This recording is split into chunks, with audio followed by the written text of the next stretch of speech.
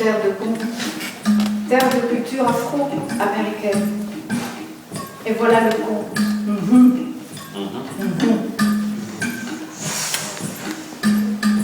Ça s'est passé après un cyclone. Souvenez-vous, Katrina à la Nouvelle-Orléans. Souvenez-vous. Katrina. On a dit alors que l'enfer devait être à la Nouvelle-Orléans. Alors si l'enfer est à la Nouvelle-Orléans, imaginez tous les damnés, tous les habitants de l'enfer. Ah, ça fume! Un jour,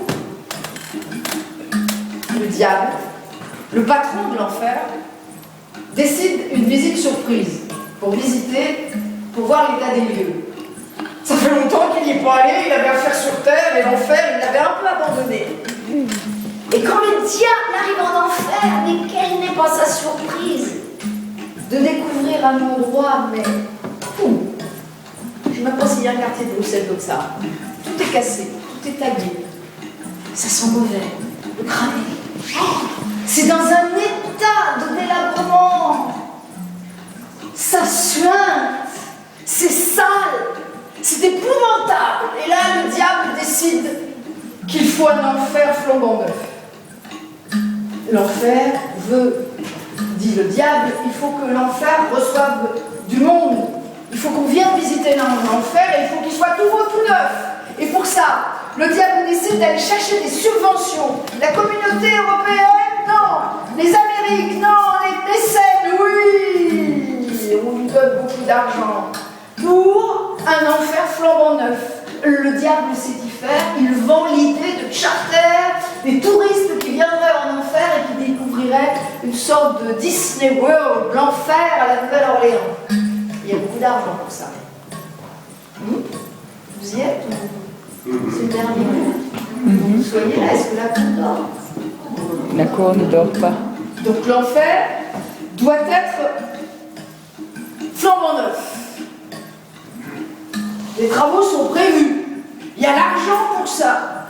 Du coup, le diable demande aux damnés de mettre la main à la pâte et de travailler. Il cherche des peintres, des maçons, des électriciens pour faire les travaux. Et il a quoi payer.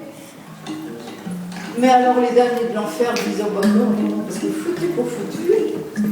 Est-ce qu'on en a un fiche de l'enfer flambant neuf? On y est bien, ça pue, c'est sale, c'est crade, c'est cassé, mais c'est chez nous, on y est bien. Qu'est-ce qu'on a à faire des subventions? On s'en fiche nous d'un enfer flambant neuf. De toute façon, on est là pour l'éternité, on est en enfer, on est là, et on ne travaillera pas.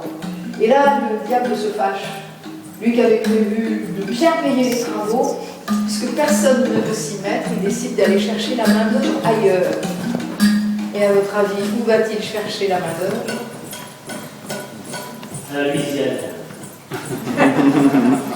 Non, là, non, excuse-moi, mais plus subtil. À Bruxelles. Non, c'est un peu loin. Où il est où? Il va direct, par la voie express, au paradis. Il se dit que là, les anges vont pouvoir travailler, non? Et être bien payés. Donc il arrive au paradis et il trouve les anges affalés sur les pelouses gazon anglais du paradis. Enfin, chacun son paradis, hein. Mais en tout cas, quand le diable arrive, il voit des anges qui sourient avec leur sourire d'ange. Et il leur propose, bien payé, d'aller travailler en enfer.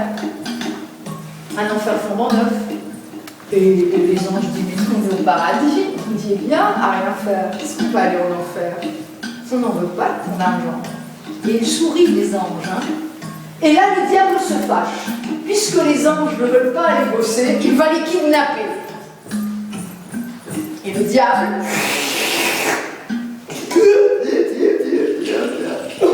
il avale quelques anges.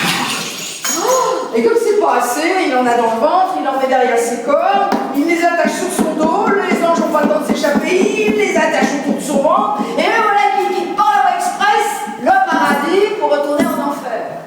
Et le chemin, il faut survoler the Mississippi River, Louisiana. The Mississippi River. Il passe au bord d'un bayou. The Mississippi River. il y a là un pêcheur à la ligne qui attend avec les alligators qui guettent.